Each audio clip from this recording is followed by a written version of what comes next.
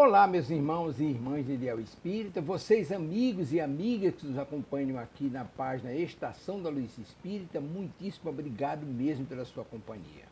A nossa página Estação da Luz Espírita não tem fins lucrativos, o objetivo é a divulgação da doutrina espírita. E é por isso que nós reunimos aqui esta sede de matérias espíritas para que possa atender às suas necessidades, estudo, lazer, pesquisa. Você encontra aqui na nossa página Estação da Luz Espírita os livros da codificação, obras suplementares, entrevistas, palestras e os programas da Web Rádio Estação da Luz de Natal e Web Rádio Cristo Consolador de São Paulo. Ou seja, um acervo que atenda às suas necessidades, sem fins lucrativos. O objetivo é a divulgação da doutrina espírita. E agora eu convido você para nos acompanhar na reprodução de mais esse trabalho imperdível. Muito obrigado mesmo pela sua companhia e vamos juntos!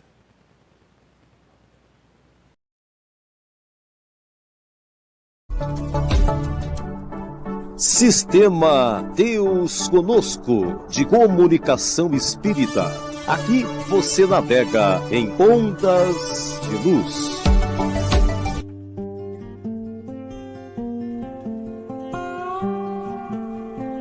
Sejam todos bem-vindos. Dentro de instantes iniciaremos a nossa transmissão.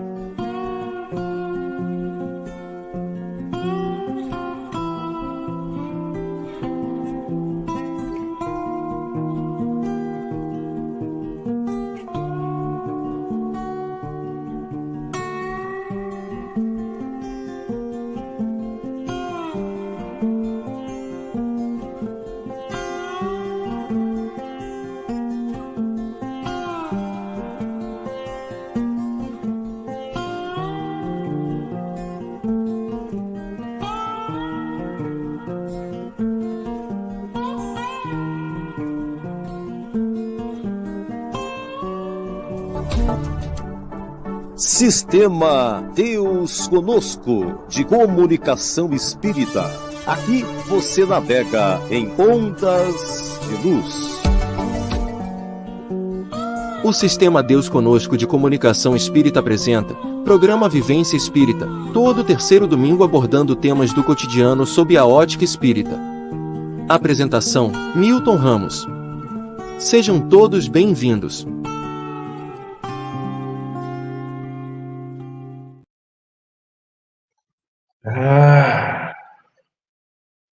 Olá, meus queridos amigos, é com muita alegria que aqui eu me encontro em mais uma edição desse nosso programa costumeiro, chamado Vivência Espírita. Aqui estamos todos nós agradecidos aos amigos do plano físico, que tornam possível nós executarmos o nosso programa, mas especialmente também agradecidos aos amigos do plano extrafísico, ou seja, os nossos anjos da guarda e os nossos amigos espirituais, que também contribuem de uma maneira extraordinária para que nós conduzamos este nosso trabalho sempre com as bênçãos e proteção do Mestre Jesus. Por falar em Jesus, meus amigos, eu resolvi iniciar justamente a reflexão do dia de hoje com uma prece para que nós possamos, de certa forma, harmonizar o nosso ambiente. E esta prece eu tirei de um livro, que eu não me recordo qual é o nome, mas é uma prece de Emmanuel, e que ela veio através da colaboração do estimado e saudoso Chico Xavier. E a prece diz o seguinte: te agradecemos, Senhor Jesus. Nós te agradecemos pela coragem de fazer as dificuldades, de facear as dificuldades criadas por nós mesmos, pelas provas que nos aperfeiçoam o raciocínio e nos abrandam os corações, pela fé na imortalidade, pelo privilégio de servir, pelo dom de saber que somos responsáveis pelas próprias ações, pelos recursos nutrientes e curativos que trazemos em nós mesmos, pelo reconforto de conhecer que a nossa felicidade tem um tamanho da felicidade que fizemos para com os outros, pelo discernimento que nos permite diferenciar aquilo que nos é útil daquilo do que não nos serve, pelo amparo da afeição no qual as nossas vidas se alimentam em permuta constante, pela bênção da criação que nos faculta o apoio interior para a necessária solução dos nossos problemas, pela tranquilidade de consciência que ninguém consegue subtrair de nós. Por tudo isso e por todos os demais tesouros de esperança, de amor, de alegria e de paz que nos enriquece a existência. Ser bendito, Senhor, ao mesmo tempo que te louvamos a infinita misericórdia, hoje e sempre. Meus queridos amigos, no próximo domingo, daqui a uma semana, será a Semana Santa. Estaremos iniciando a Semana Santa. Como nós sabemos, a Semana Santa, assim como todo esse período chamado Quaresma, ela é uma criação da Igreja Católica. Igreja Católica.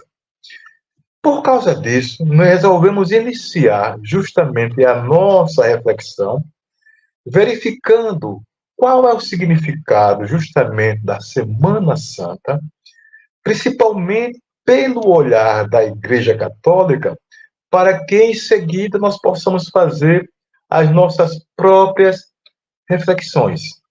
Inicialmente, eu recorri justamente a essa enciclopédia comum de todos nós, o chamado Wikipédia, né?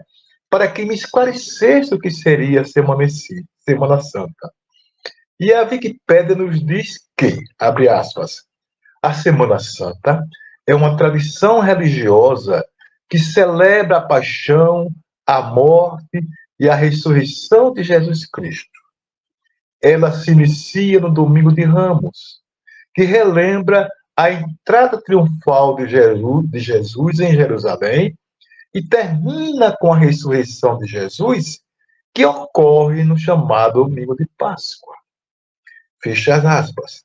Pois bem, meus amigos, fiquei bastante satisfeito com essa definição do que seria a Semana Santa, colocada pela nossa enciclopédia costumeira, né, que é a Wikipédia, né?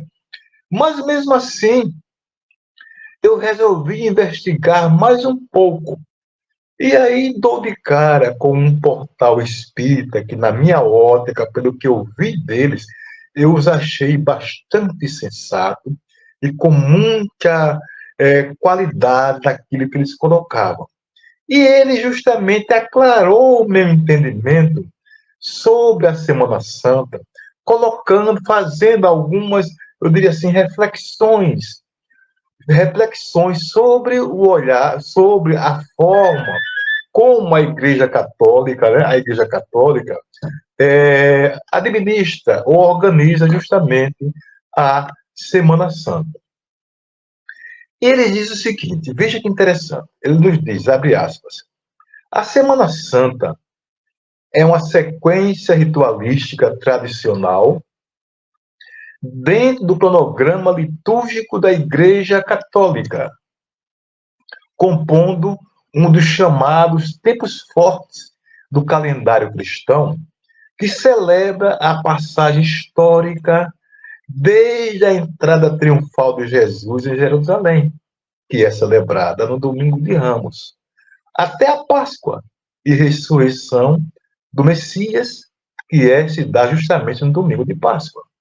Ele prossegue dizendo, os principais propósitos de reproduzir anualmente esses eventos históricos dentro desse período hebdomadário especial, certamente são os de rememorizar os acontecimentos, inclusive para efeito catequético, no sentido de educativo, e promover a renovação da fé e da disciplina dos fiéis em relação aos compromissos religiosos com sua igreja, tal como se faz com outros feriados religiosos, por exemplo, o Natal e o dia do corpo de Cristo, chamado Corpus Christi. Comentários meus. Eu achei bastante interessante a abordagem feita por esse portal, e agora vou relatar qual foi que eu deveria ter dito logo no princípio, né? O portal chama-se luzespírita.org.br.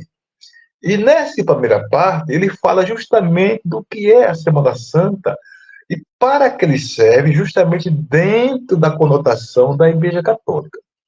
E aí prossegue o nosso portal dizendo: os principais propósitos de reproduzir anualmente estes eventos históricos dentro deste padrão, prosseguindo, desculpa aí, gente, prosseguindo com a orientação colocada por esse portal, ele nos diz: o rito litúrgico da Semana Santa começa com a consagração da festa de Ramos, representando o dia quando Cristo foi recebido na cidade santa dos Hebreus como sendo o Filho de Deus, profeta e rei dos judeus, sendo saudado com ramo de oliveira e aclamado ao som de hosanas, que no judaísmo significa o apelo salve-nos, por favor. E para o cristianismo católico tem um valor de uma aclamação honrosa. Jesus, evidentemente, já havia ido a Jerusalém diversas vezes, mas aquela que seria sua verdadeira entrada na capital hebreia foi extraordinária, abrindo o ciclo cerimonial decisivo para a obra do mestre Galileu na terra. E prossegue o comentário. Na sequência do rito, a liturgia católica apresenta passagens bíblicas que evocam a vocação de Jesus para a redenção da humanidade e as suas previsões para o final dos tempos, o juízo final e as promessas para o ressurgimento da vida no paraíso para os eleitos. Em meio a essas exortações, tem-se a celebração da quarta-feira de trevas, que lembra a traição de Judas Iscariotes, cujo contexto católico tradicional tende a satanizá-lo, enquanto novas interpretações encontram naquele apóstolo um propósito, de certo modo, bem intencionado, ainda que equivocado. Sobre isso, aliás, vale a pena conferir o livro Retrato e Judas Iscariotes e o Evangelho de Judas, que é um documentário. Na Quinta-feira Santa, celebra-se a última ceia do Cristo e se reproduz a cerimônia de lava-pés, quando Jesus, em sinal de extrema humildade, lavou os pés de seus discípulos e também fez o prenúncio a Pedro de que ele negaria o seu mestre por 3 vezes. A seguir, vem a Sexta-feira Santa, ou Sexta-feira da Paixão de Cristo, celebrando o dia do julgamento, condenação e crucificação de Jesus. Nesse dia, é típico a encenação do fatídico sacrifício do Messias. Inclusive, esta é a única data do ano que os eclesiásticos católicos não reproduzem a solenidade da Eucaristia, que é a consagração do corpo do Cristo na hóstia. E eles prosseguem, finalizando, dizendo o seguinte: o chamado Sábado Aleluia faz-se a Vigília Santa, em preparação para o dia seguinte, o grande dia da festa da Páscoa, quando os judeus relembram o dia em que os seus antepassados fugiram da escravidão no Egito, guiados por Moisés, enquanto os cristãos católicos celebram a ressurreição de Jesus. Meus amigos, aqui encerra o comentário do site, do portal. Meus amigos, eu achei bastante interessante essa abordagem profundamente honesta com a Igreja Católica, né? A respeito da forma como ela entende e criou, para que criou, a chamada Semana Santa. Então, conhecidas as razões da Páscoa cristã, e como nós dissemos a princípio, foi criada pela Igreja Católica, vamos conversar um pouco sobre a Páscoa, iniciando justamente as nossas reflexões, já que nós já tivemos alguma coisa como introdução. Vejam, meus amigos. Estava aqui no dia de ontem, eu estava aqui em casa tranquilo, quando uma amiga chega até mim e me diz: bom dia, Milton, feliz Páscoa. Em seguida, ela me explica que a Páscoa vai muito além dos coelhinhos, ovos e chocolate, pois ela significa principalmente passagem, travessia de um estado para outro, libertação. E que nessa visão transcendental, nós podemos entender como uma oportunidade de renovação do ser humano na melhoria comportamental e evolução espiritual. Nossa, eu quase caio da cadeira com essa demonstração de conhecimento colocada pela minha amiga. Em seguida, ela prossegue dizendo: ser esta a única forma de transformação das relações humanas e da vivência mundana, como muito bem ensinava aquele a que se destina a comemoração pascal, que é Jesus. Portanto, nós não podemos perder esta oportunidade.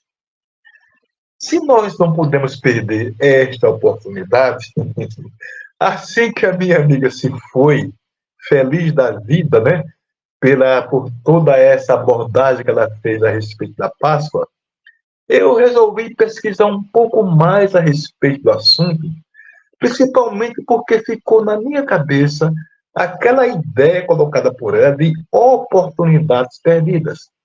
E aí, nas minhas mexidas, nas minhas pesquisas, eu fui lá em um site bastante conhecido nosso, que eu frequento muito, chamado Momento Espírita. E nesse site, por incrível que pareça, tinha um artigo chamado Oportunidades Prezadas, que dizia a respeito justamente a essa questão. E eu, então, reproduzi e trago aqui para compartilhar com vocês. Vejam o que é que diz este site chamado Momento Espírita. Ele nos diz, abre aspas, era a semana da Páscoa. Nunca mais haveria dia de tal significado. O pastor estava entre os homens, e os homens não o identificaram. Naquele primeiro dia, dos 4 últimos de sua jornada na terra, Jesus estava no templo de Jerusalém. Como muitas vezes anteriores, passara o dia a ensinar as gentes que o desejavam ouvir. E como das vezes anteriores, sofreu os ataques dos sacerdotes, daqueles mesmos que eram os líderes religiosos de um povo ávido de justiça e consolo. E então, no entardecer, quando o dia começava a morrer, deixando-se abraçar lentamente pela noite, o mestre demonstrou seu cansaço. Não era o cansaço do povo, das gentes sofridas, das dores multiplicadas que lhe chegavam em ondas constantes. Era o cansaço por verificar o desprezo à religiosidade, justamente dos que deveriam ser os mais interessados na preservação do patrimônio religioso. E eles desprezavam justamente a mensagem do que era portador o Messias. No lamento, falou Jesus e o evangelista Mateus anotou. E ele disse, abre aspas, Jerusalém, Jerusalém, que mata os profetas e apedrejas aqueles que são enviados a ti. Quantas vezes eu quis reunir os teus filhos, do mesmo modo que a galinha recolhe debaixo das asas os seus pintinhos. E tu não o quiseste. E eis que a tua casa ficará deserta. Nossa, forte, né, gente? Essa fala de Jesus, né? Aí fecha as aspas. Ora, prossegue o site dizendo, Jesus se encontrava na capital religiosa do mundo de então, em plena semana da festa religiosa mais importante do ano. Ele era o rei, o enviado, o pastor das almas. E eles não se davam conta disso. Todos se preparavam para a comemoração da Páscoa e não aproveitavam a presença celeste entre eles, o mensageiro mais excelso que a terra conheceu. Era um momento especial e os homens o deixaram escorrer por entre os dedos. Nossa, mãe, como nos chama a atenção, né? Como nos puxa a orelha, justamente esse texto do momento espírita. Porque vejamos, nas nossas vivências de dia a dia, quantas vezes, né, nós desprezamos justamente o Mestre. Muito embora nós tenhamos até um certo conhecimento a respeito da sua existência e da sua vivência entre nós. E mesmo assim, nós, muitas das vezes, o esquecemos, o desprezamos. Mas vejam, o site Momento Espírita ainda prossegue um pouco mais nas suas observações. E ele diz, hoje, ainda existem oportunidades desprezadas por muitas criaturas. Deixamos de atender o convite do pastor para correr em busca de valores efêmeros, coisas que hoje são valorizadas e amanhã não mais farão parte do rol de itens importantes. E ele continua dizendo, somente os valores reais são imperecíveis.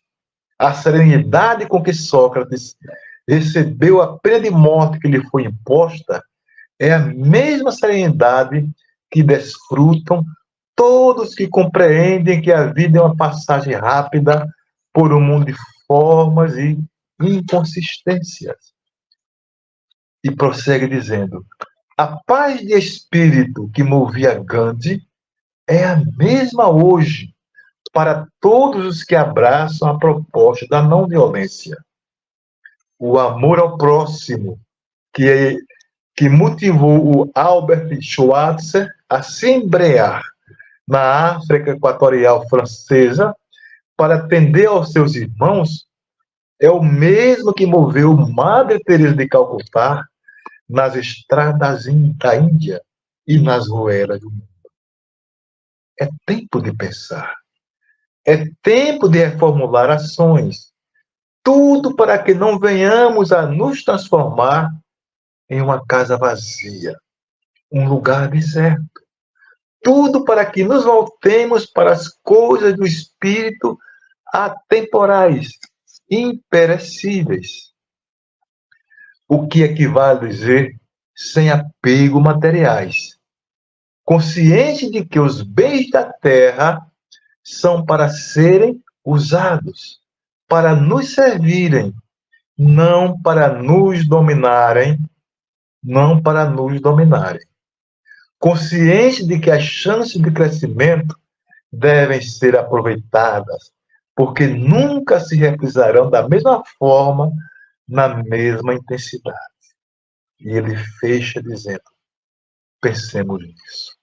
Nossa, mãe, juro a vocês que esse texto mexeu profundamente comigo, principalmente quando me fala da questão do apego que nós podemos estar aos bens materiais e que, na maioria das vezes, nós não estamos conscientes de que os bens da terra são para serem usados, para nos servirem e não para nos dominarem, né? E quando olhamos para a realidade do mundo de hoje, nós vemos os grandes equívocos que estão colocados. Muitas pessoas preocupadas em ter cada vez mais ou valorizar as questões de cunho espiritual ou de cunho material, físico, e esquecendo de angariar justamente os valores espirituais, os valores morais, e como diz lá Kardec, acho que, né, que é no Evangelho segundo o Espiritismo, quando ele diz que são esses valores morais e espirituais que são a nossa verdadeira propriedade. E eu encerro mais uma vez o momento espírita dizendo, pensemos nisso, pensemos nisso. Mas, meus amigos, no nosso desenvolvimento a respeito do tema de hoje, que o nosso tema é nós e a Páscoa, né? Nós começamos a fazer um mergulho para poder entender melhor a essa questão de Jesus, desde o seu princípio, ou do seu messianato, até a sua crucificação e morte. E aí, nessas minhas andanças, nós observamos que a missão de Jesus, ela foi revelada durante o batismo, que foi perpetrado por João Batista. Nós, como nos conta justamente a história, né? Após o batismo de Jesus, quando ele foi saudado por João Batista, né? Quando ele diz que eis o Cordeiro de Deus, aquele que tira os pecados do mundo, e da qual eu não sou digno de amarrar os cadastros das suas sandálias, e que é importante que ele cresça e que eu diminua, logo após esse momento que é o do batismo, Jesus, junto com João Batista, sentam para conversar um pouco. E naquele momento, dois personagens olham um pouco desolado para os dois.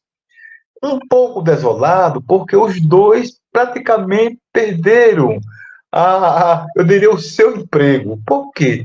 Porque a pessoa a qual eles seguiam, que era João Batista, estava justamente se aposentando. Eles deixavam de ser discípulos de João. E é naquele momento, então, que Jesus faz um convite para os dois, para que eles sejam os primeiros membros da sua equipe de trabalho. E é justamente nesse momento em que ele faz o convite que Jesus revela qual é a sua missão. Para que foi que ele veio aqui entre nós, aqui na Terra. E Jesus diz para os dois, André e Felipe, filhos de Jonas, venham da parte do Pai. Eu vos convido a colaborarem comigo na construção do reino de Deus na Terra. Ou seja, Jesus está dizendo que ele nasceu entre nós com esse propósito de plantar as sementes de um futuro mundo melhorado, que ele chamou de reino dos céus ou reino de Deus. Ou seja, um mundo onde haja a predominância do respeito, da solidariedade, da fraternidade, da mansuetude, da pacificação, da aceitação das diferenças, enfim, da humanização. Esta é a proposta do Mestre Jesus, implantar o reino de Deus na terra. Olhe que é uma tarefa hercúlea, né? Porque é uma tarefa, Deus diz assim, educativa, de mudança de mentalidade, de ampliação do nível de consciências, e que para isso iria levar muitas gerações. É só observar que hoje, né, muito tempo de Jesus Cristo, nós ainda temos inúmeras dificuldades de entender a sua própria mensagem. Ainda estamos ainda engateando na implantação desse reino de Deus, o reino dos céus, como ele meio disse. Mas, há pouco tempo, vendo um texto, me chamou a atenção o que dizia esse texto a respeito do mesmo assunto. E o texto dizia o seguinte: Jesus veio trazer à humanidade a mensagem de paz que pudesse transformar os corações humanos, servindo como cordeiro que é oferecido para salvar a humanidade de seus pecados. Perceberem, meus amigos?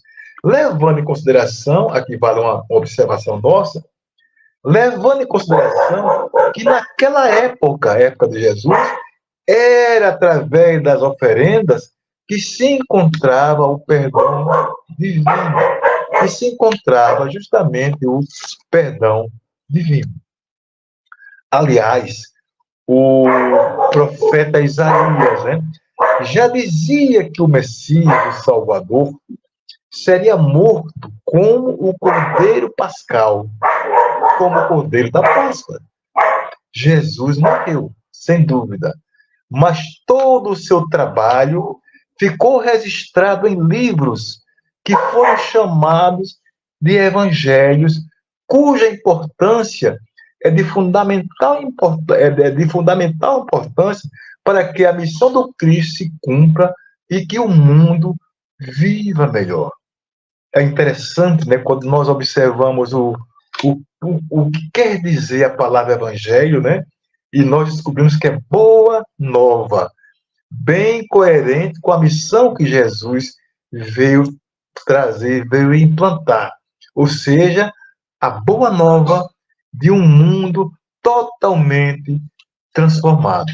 Então, para que nós possamos, de certa forma, implantar ou caminhar na direção do reino dos céus, do reino de Deus, na forma como Jesus estava colocando, se faz necessário que nós demos importância justamente ao que está contido nos evangelhos, que foi registrado por diversas pessoas e que passou para nós, né, aqueles que foram colocados por Mateus, Marcos, Lucas e João, que são justamente os oficiais. Quando nós vemos isso sobre a importância dos evangelhos de Jesus na nossa vida, para que nós possamos dar o salto de qualidade, esse salto evolutivo, um salto quântico em direção a algo maior, nós nos lembramos do saudoso, estimado Chico Xavier. Por quê? Porque Chico Xavier, uma certa vez, ele foi perguntado sobre a importância dos evangelhos de Jesus nas nossas vidas.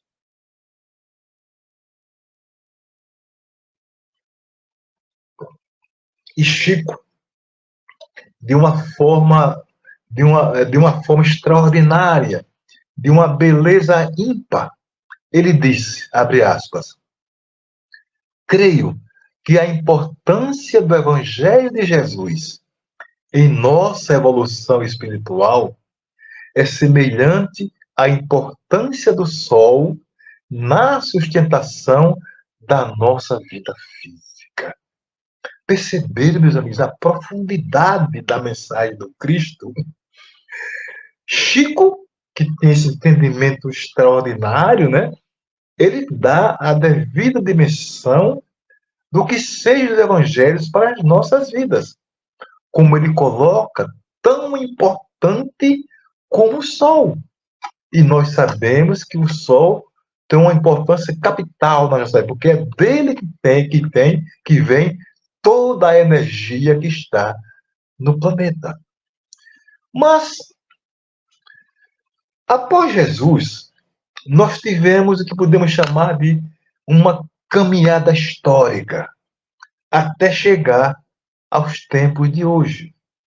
E nessa caminhada histórica de aprendizado da mensagem do Cristo, nós tivemos altos e baixos, acertos e desacertos, coisas positivas e negativas, e também muitos equívocos de interpretação da mensagem do Mestre Jesus.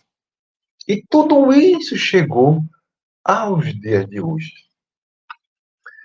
E eu, em busca de entender um pouco mais sobre essa caminhada histórica, comecei a remexer aqui no que eu chamo dos meus alfarrábios, que são as minhas revistas já um pouco antigas dos meus livros. E lá dentro de uma revista, eu encontrei uma reportagem que eu achei simplesmente extraordinária. E que ela relata justamente essa caminhada histórica das palavras do Mestre até o dia de hoje. E o que está colocado nessa revista é um texto escrito por uma figura que, pelo menos, que eu não conhecia e passei a conhecer, que eu achei fora de série. Ele chama-se Cláudio Pasto. Cláudio Pasto é um artista sacro muito renomado. Tão renomado que ele tem alguma das suas peças exposta lá no Vaticano. Ele é um artista plástico profundamente reconhecido. Mas, além de ele ser um artista plástico muito renomado, ele também é um personagem muito centrado, católico, praticante, mas ele é muito centrado nos seus pontos de vista. E ele, nesse texto, faz uma análise dessa caminhada nossa de ser humano até os dias atuais, utilizando-se da mensagem de Jesus. E ele dividiu essa história em 3 partes, que são os milênios. Primeiro milênio, segundo milênio, terceiro milênio, que é o que nós nos encontramos. E ele diz o seguinte, veja que forma interessante que ele colocou. Abre aspas. Ele nos diz, o primeiro milênio cristão na Terra foi envolvido pelo Cristo ressuscitado.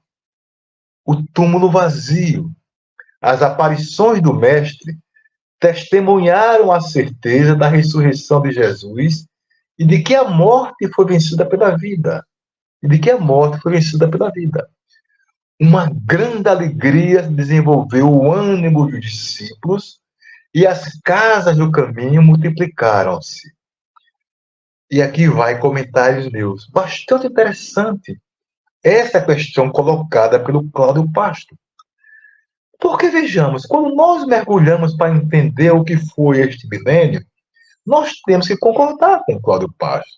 Porque, veja, após a morte de Jesus, os seus seguidores, em especial os apóstolos, né, e os discípulos, eles esconderam-se com medo da repressão. Claro, repressão romana e repressão das forças judaicas. Se as forças repressoras foram capazes de fazer o que fizeram com o mestre deles, imagine com eles. Seria bem pior, possivelmente. Então, eles sumiram do mapa. Dessa forma, não se falava mais na mensagem do Cristo, a não ser nos esconderijos. E aí acontece um primeiro fato que é extraordinário, que é Jesus que aparece para aquelas mulheres no sepulcro. Está lá Maria Madalena e mais algumas mulheres. E ele, então, pede para ela que ela vá até o esconderijo onde estão os seus seguidores e fale para eles que ele venceu a morte, que ele está vivo. E aí ela faz isso. Essa ida dela até eles infundiu um ânimo muito grande nesses personagens. A partir daí, eles criaram coragem, sentiram-se motivados para sair dos seus esconderijos e cautelosamente fazerem a divulgação da mensagem do Cristo.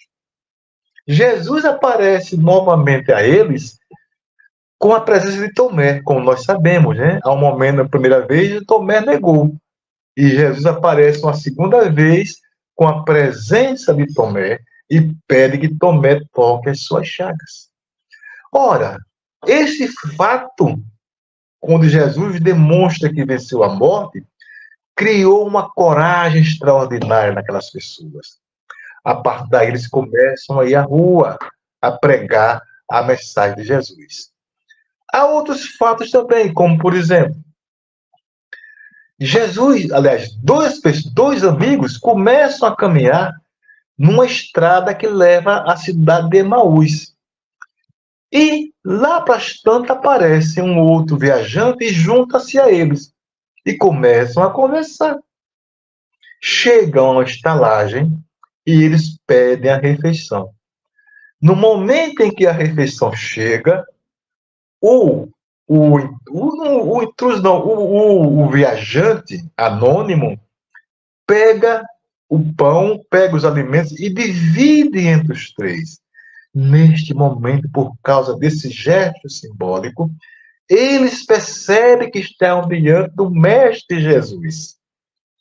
Enchem-se de alegria. E aí o Mestre desaparece dos olhos dele.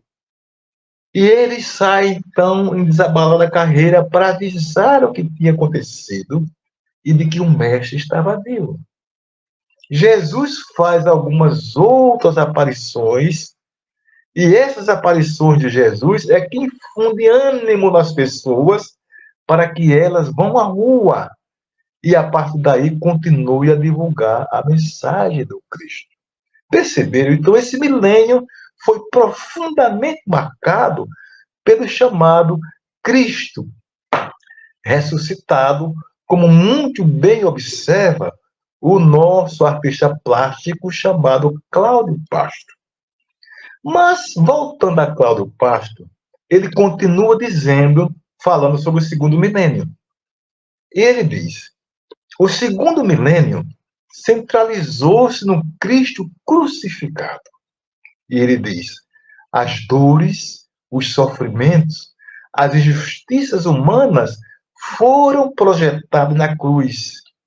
Louvou-se o sacrifício, a ferida nos pés e nas mãos, a coroa de espinhos e a maldade e perdição do homem, somente salvo pelo drama do Calvário.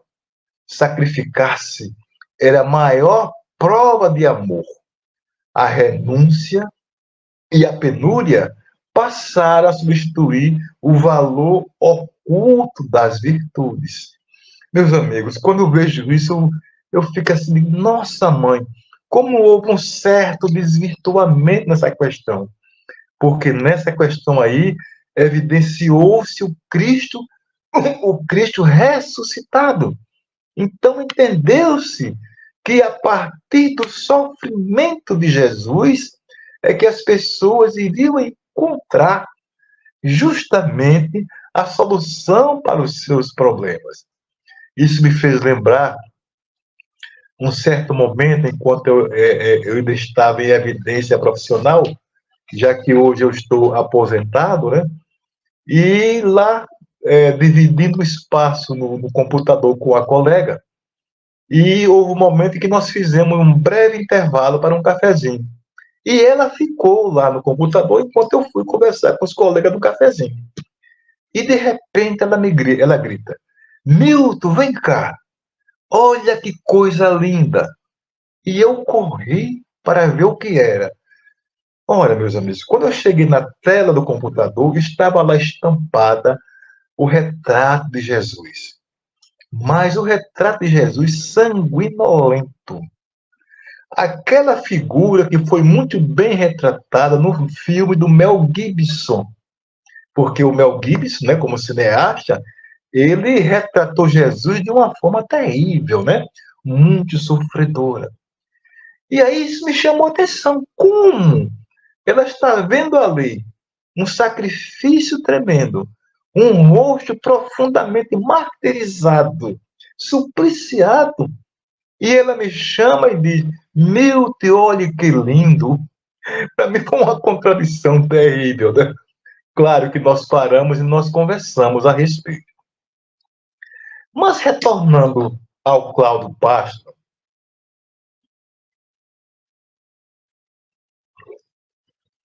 ele nos diz: o Cristo do terceiro milênio é um novo Cristo, a ser entendido e amado em espírito e verdade. Libertado da cruz, libertará os seres humanos da amargura do desconhecimento e dos temores necessários. Jesus visto como mestre, o guia, o modelo de transcendência do ser. Vocês perceberam, gente, que coisa fantástica, né? As observações colocadas pelo nosso amigo Cláudio Pastor. Mas agora, voltando mais especificamente sobre a Páscoa, vamos fazer algumas pequenas reflexões a respeito dela. Primeiro por que Jesus é chamado o Cordeiro da Páscoa? E aí, nós observamos, lendo os materiais, o seguinte: é que a Páscoa, inicialmente, era a Páscoa judaica. Muito tempo depois foi que a Igreja Católica criou a chamada Páscoa cristã. Mas a que existia era a Páscoa judaica. E a Páscoa judaica foi instituída por Moisés por orientação de Jafé, o Deus, né? E Jesus compareceu a 4 delas, sendo a primeira quando ele tinha 12 anos e perdeu-se dos pais, né? Como nós sabemos, como a história nos mostra. Ora, Páscoa significa travessia. Travessia porque marca a saída do povo judeu da escravidão do Egito. Mas nós observamos que a Páscoa judaica ele tem 2 interpretações, 2 significados. O primeiro significado que nós podemos colocar é um significado material. Por quê? Porque eles, durante a Páscoa deles, eles fazem o sacrifício, o matam, né? Um cordeiro que não tenha nenhuma mancha e nenhum osso quebrado. E que esse cordeiro deve ter sua carne comida, toda a carne comida no sábado. E o cozimento desse cordeiro deve ser sem sal. E o pão que o acompanha, para como alimento, teria que ser sem fermento, que é o chamado pão ázimo. Então, é essa forma como eles comemoram a Páscoa, né? A festa da Páscoa. E, como nós bem sabemos, é um momento em que os judeus, na época de hoje, né? Eles montam tendas na rua e vão morar, passar uns dias morando nessas tendas, como a relembrar as dificuldades dos seus antepassados na época de Moisés. Mas o segundo significado, que é profundo e espiritual, é o seguinte: é que Jesus foi o cordeiro puro e sem mancha, que, segundo o profeta Isaías, seria morto como um cordeiro pascual. E Jesus assumia essa condição, dizendo: eu sou o Cordeiro de Deus. E aí, quando nós vemos a forma como Jesus morreu, né, nós verificamos que o Cristo não teve os ossos quebrados. E a carne, isso porque quando os soldados chegaram para quebrar as suas pernas, ele já estava morto. Levando em consideração que quebrar as pernas do supliciado fazia parte do modus operandi dos soldados que estavam ali. Eles faziam isso, quebravam as pernas, para que o suplicante, né, ele perdesse a sustentação e aí a sua morte fosse apressada. Só que quando os soldados chegaram para quebrar as pernas de Jesus, como era comum fazer isso, Jesus já estava morto. Então ele não teve osso nenhum quebrado. E assim, como pão ázimo, né? Representa o corpo e a sua doutrina que é preciso comer. A sua doutrina representa, de certa forma, como falei anteriormente, o pão ázimo, que é necessário comer. Jesus dizia: eu sou o pão vivo, que desceu do céu, e quem comer deste pão viverá eternamente. Levando em consideração que este pão, que representa o pão ázimo, né, é todo o seu conjunto de ensinamentos, de lições. O fato de comer seria ingerir os seus conhecimentos, aprender aquilo que Jesus colocou, se transformando em alguém melhor. Por isso é que Jesus dizia que quem comer deste pão viverá eternamente. Mas, meus amigos, esta é a Páscoa judaica. E aí acontece que no ano 325, eu creio que foi no Concílio de Nicéia, a igreja resolveu criar a chamada Páscoa cristã, que é esse nosso tempo. E que, infelizmente, na nossa ótica, ela não seguiu o aspecto espiritual, mas o aspecto material. Eu digo isso porque eu observo que os teólogos daquela época seguiram a linha do evangelista Marcos. Como nós sabemos, né, os evangelistas eram pessoas como nós, eram seres humanos. Então, as pessoas escrevem as coisas conforme a sua forma de pensar e de ser. E acontece que, na ótica de Marcos, Jesus deveria sofrer, padecer, para que posteriormente pudesse surgir vitorioso das situações, comprovando a grandeza de Deus. E por isso a evidência tão grande, justamente do Monte Calvário, né? Ora, é lamentável que não tenhamos seguido a linha de raciocínio ou a linha de pensar do evangelista João, justamente porque ele é profundamente espiritual. Aliás, o Evangelho de João é chamado de Evangelho espiritual.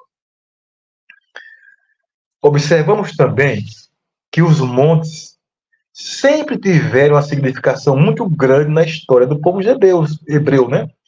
Nós temos casos significativos acontecidos no Monte Ararat, que foi aquele que Noé viu quando as águas começaram a baixar.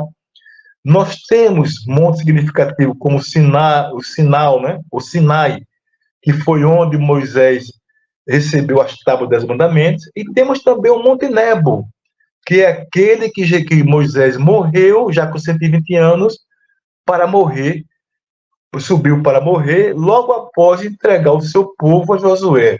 E ele, missão cumprida, subiu para morrer. Temos também o Monte Tabor. O Monte Tabor é de uma significação extraordinária. Por quê? Porque foi nele que aconteceu dois grandes fenômenos. Um foi a transfiguração de Jesus, ou seja, o momento em que Jesus apareceu do jeito como ele é, pura luz, pura luz. E o outro fenômeno extraordinário é a materialização de Moisés e Elias, o grande legislador Moisés e o maior dos profetas que foi Elias. Mas acontece de que, apesar do Tabor ter essa significação tão extraordinária, o monte mais evidenciado é o que fica na região do Gólgota, ou seja, o Calvário. Dessa forma, na ótica da igreja, né, tudo tem início com a Quaresma, que é iniciada na quarta-feira de cinzas, e em seguida ela continua até chegar o domingo de Ramos. A Quaresma são 40 dias contados a partir do final do Carnaval, né, até chegar o chamado Domingo de Ramos, marcando a entrada triunfal de Jesus em Jerusalém, para comemorar a Páscoa judaica. Nessa entrada de Jesus em Jerusalém, ele é saudado com a frase: Hosana nas alturas, bendito o que vem em nome do Senhor. E Jesus aceita aquelas manifestações, muito embora ele seja imune a tudo que empolga a personalidade. E aí vem que Jesus celebra a ceia da Páscoa judaica na quinta-feira. Logicamente, antes do sábado, que era permitido fazer isso. Na sexta-feira, ele morreu.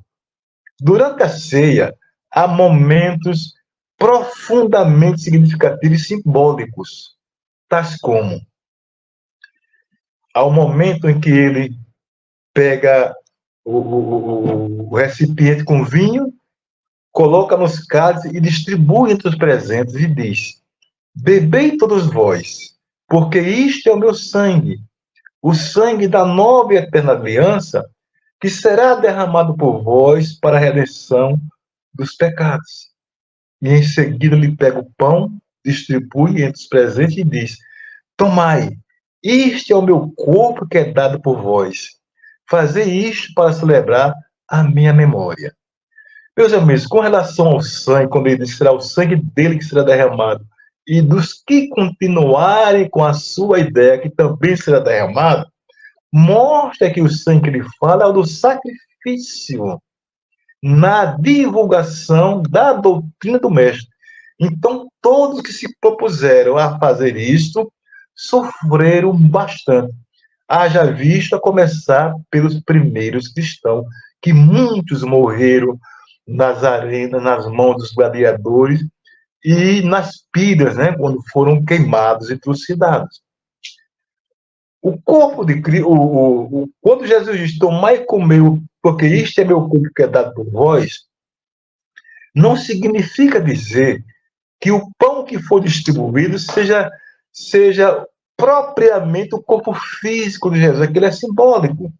Porque o corpo que está dando justamente é a sua própria doutrina, o seu conjunto de lições e ensinamentos que todos devem entendê-lo, e entendendo, eles irão comportar-se conforme aquilo que foi aprendido. E dessa forma, eles se transformarão em exemplo para que os demais também sigam o seu exemplo. E dessa forma perpetuarão a mensagem do Mestre Jesus. Nesta ceia também, há um momento especial, quando Jesus olha para eles e diz: se me amais, guardai os meus mandamentos. E eu rogarei a meu Pai, e ele vos enviará outro Consolador, a fim de que fique convosco eternamente. Porém, o Consolador que meu Pai enviará em meu nome, vos ensinará todas as coisas, e vos fará recordar tudo o que vos tenho dito.